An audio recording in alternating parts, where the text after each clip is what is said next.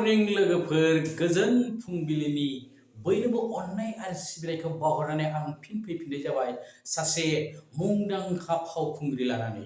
बिथांनि मुङा जाहैबाय जेउति बसुमतारी मुसाहारि।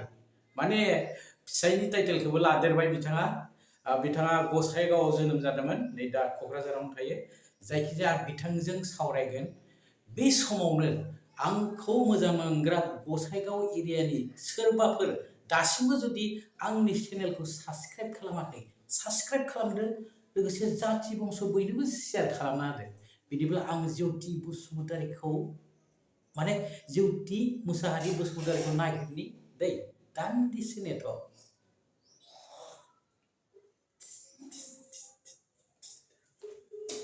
नांबाय।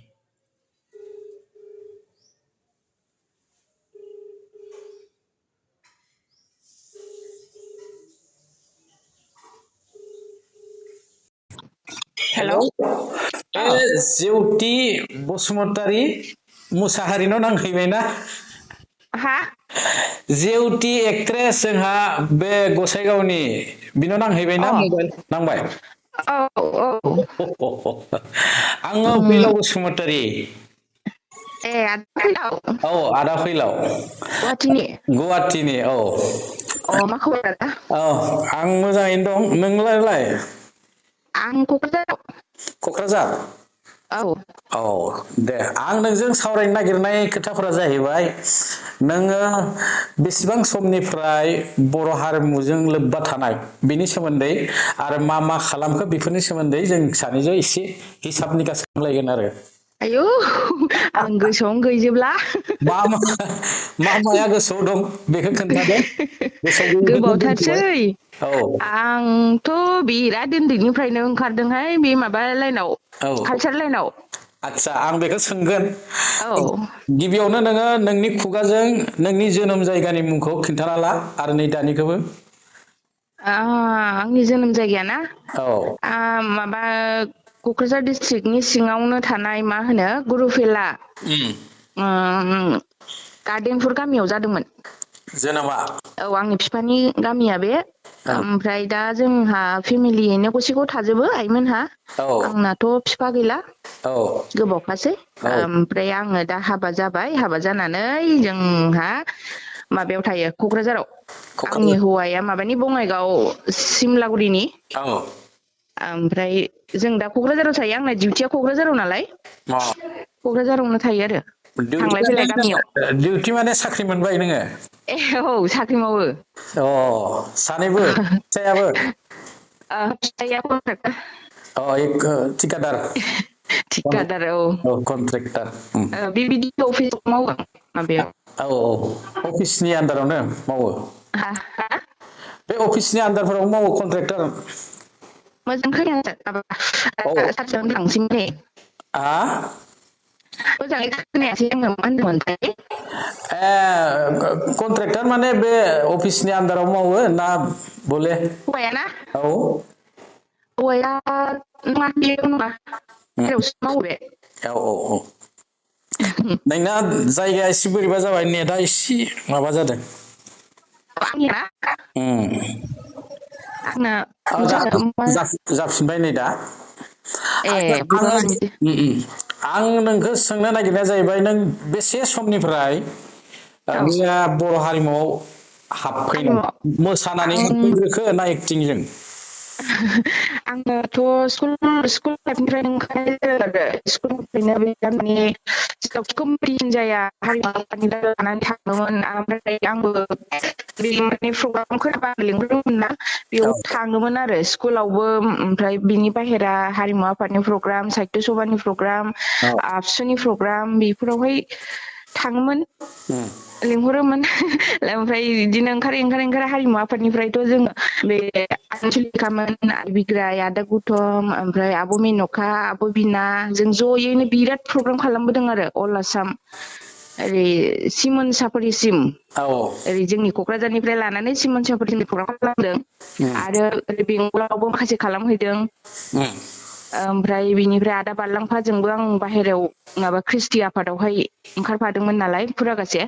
औ ओमफ्राय बे कलेज माबा परिखा माबा माबि जानानै बांद्राय ओंखारबाय थानो हायासै आरो आं औ बेजोंबो ख्रिस्टियाव एसे ओंखारफादोंमोन बाहेरायाव थांनाय जादों ओरै माबा उरिष्या दिल्ली बहाबा प्रग्राम खालामहैदों नों माने खेराइ आफादावबो औ खेराइ आफादावबो औ ओमफ्राय माबायावबो हारिमु आफादनिफ्रायबो बिराद माबा वार्कशप खालामबोदों जोङो वर्कशप टिकेट दानै जि श' खालामहैनायफोरावबो थांदोंमोन नों टिकेट दाननाय श'आवहाय बे हारिमु आफादनिफ्राय माबा खालामदोंमोन ना बै समाव दावराव जादोंमोन ना बेयावहाय न' सावजानायफोरनि थाखाय जों प्रग्राम खालामनानै एसे फैसा कालेक्सन खालामनानै हरदोंमोन आरो बेफोरावहायबो टिकेट प्रग्राम जानाय बेयाव थांदों बिदि प्रग्रामावहाय बहाबा बारा गोसोआव गैला आं जायगाफोरखौ नों जायखिजाया ओमफ्राय सिनेमायाव हाबग्रोनाय ना सं एलबाम ओरै फैग्रोनाय आं एलबाम खालामग्रोनाय जादों मा एलबामाव नों गिबि मोसानाय गोसोआव दं फार्स्ट एलबामा माबा आंनि गोसोनि गोदै राव बे बबेनिमोन प्रडाक्सना क'क्राझारनि मोनदाला आं बे प्रडाक्सन आदा महेसमोननि प्रडाक्सनमोन औ बे केमेरा मदाराम जादों खोमा औ खैथासो एलबामाव गाखो नोङो ओरैनो एलबामा दङ हायसे बुरजा 10-12थासो दं खोमा 10-12थासो दं खोमा 10-12 बारनोबो औ हागौ मोजाङै खोनानो नागिरला औ आं खोनादों ना दा औ खोनाबाय औ आं नोंखौ लाबोनाया बहा लाबोदों दोनखारलांदोनि होननाय आं गोसोआव दं दाबो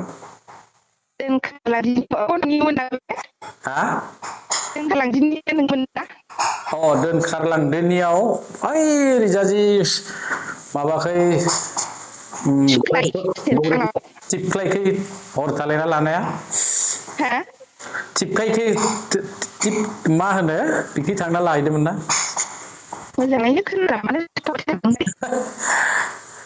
हेलौ खोनाबाय नै दा खोनालायबाय बेखै लाहैदोंमोन सुख्लायाव ना मायाव मोनलाय आदा सुख्लायखै औ गोसोआव दं आं आदा कमलजों कमल दोंनै मेथाइ ओंखारदोंमोन नामा ओमफ्राय बे मोनसेयालाय सिम्पोल नों आं लानाया बे मामोनलाय बे कमेडि एसे कमेडि जाबाय टाइपनिया माबा बे दोनखारलांदोनि नंगौना नङामोनबा नङामोनदां बेलेगसो मोनदां बियो दोनखारलांदिनि नाथ' बै दोनखारलांदिनि टाइटेल सङावसोमोन बै माबायाव आइस बिटियाव बे लाबोदों बेलेग बे खैरोम दैरोम ना मासोमोन दैरोम औ होमबा आइस बिटिया गोदानथारमोन बे समाव बेनि उनावथ' नों सिनेमा गाबाय मेरला गाबाय सिनेमा नोंनि गिबि सिनेमाया मा फुल मुभि फुल मुभि गिबिथार माबा थाखानि थिंख्लि सोरनिमोन बियो माबानि बै बावखुंग्रि प्रडाक्सननिमोन आदा माबानि मन्जिलनि बै मन्जिल डाइरेक्टरा औ बेनि एगेन्स्टआव सोर दंमोन बेनिफ्राय ओरै आदा उमेशमोननि खालामबाय उमेश ओमफ्राय टेक्सि ड्राइभार बेयो माबामोन आरो बे फिसार फिल्ममोन खोमा टेक्सि ड्राइभारा फिसार फिल्म केमेरा गिदिर खेबदोंमोन ओमफ्राय ओरै माबा गलामनि मोदै समायना बिबारनि गेसाव देन्था ओमफ्राय बयकट ओमफ्राय सतबांसा दाइनि साजा माबा माबि बिदिनो खालामदोंमोनहाय बारा गोसोआव गैबाय थालाहाय गोबावथारसैना आङो ओंखारैया रायजो जानानै साख्रि जानायनि उनाव साख्रि जानायनि उनावथ' एक्टिं खालामखोना खालामदिया गैया साख्रि जानायनि उनाव खालामनो मोनासै आङो मोननै मोनथाम सानैसोआ खबर हरबावदोंमोन ओमफ्राय आं टाइम दिहुननो हायासै मिलायासै साख्रियाबो गोदान जाबाय ओमफ्राय बिदिनो लासैनो ओंखारनाय जालाङासै दासिमबो दाथ' आरो सोलाबसिनासो जाबाय दाथ' सोलाबसिना नै गथ' गथाय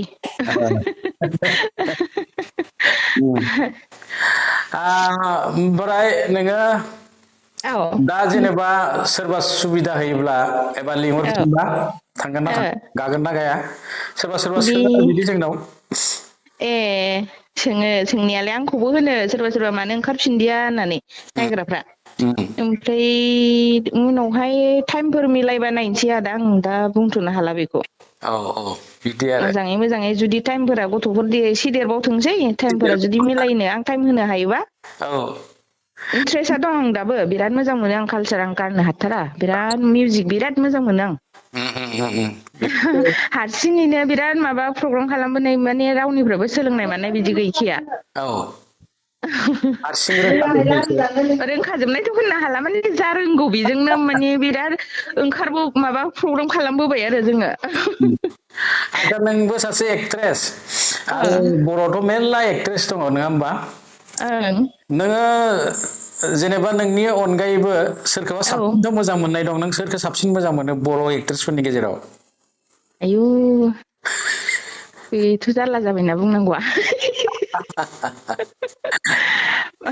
दानि ना गोदोनि दानि नोंसोरनि समनि जोंनि समनि औ जोंनि समनियावथ' गासिबो मोजाङानो लोगोफोर बायदि आबैलिमोन आब' रिंखुमोन बिसोरथ' एखेबारे बिनानावफोर बायदि जोंखौ लाफायोमोन बिराद माबायोमोन शुटिंफ्राव औ मोजां आरो बयबो गासिबो माने फ्रि फेमिलि मेम्बारफोर बायदि कालसारनि मानसिफोरखौनो आं गासिखौबो मोजां मोनजोबो रिंकुआ नोंनि देरसिन आब' रिंकुमोनहा एसे सिगां ओंखारदों बिसोरो जोंनिफ्राय ओमफ्राय मा होनो बिसोर आब' इलि आब' रिंकु आब' इन्दु बिसोर जोंनि सिनियरखा औ नोंसोर सिनियर औ आदसा जायखिजाया औ दाथ' जोङो मबाइलजोंसो रायज्लायबाय औ देनां लोगो मोनबा एसे मोजाङै सावरायनोसै औ नङा होमबा दे मोजां ओमफ्राय दंजोबो ओमफ्राय आदा नोंस्रा आंनियाथ' न'खरा दङ इयावनो गुवाहाटियावनो औ न'खरा गासिबो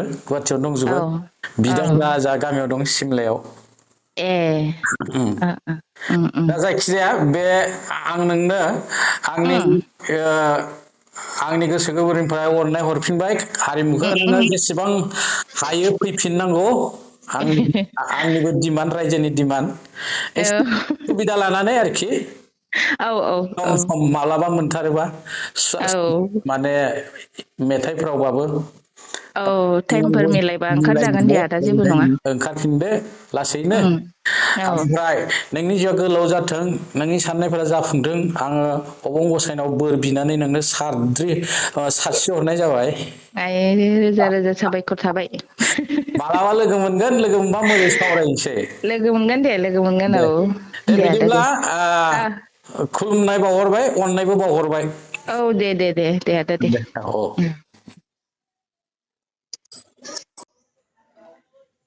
जेवति बसुमतारी एबा जेवति मुसाहारि बसुमतारीजों सावरायबाय जोङो जायखिजाया जायफ्रा आंनि चेनेलखौ दासिमबो साबस्क्राइब खालामाखै खालामथार दे बिदिब्ला जोंनि दिनैनि हाबाफारिखौ एसेयावनो दोनथ'नाय जाबाय रायजोफोर जै बर' हारिमुनि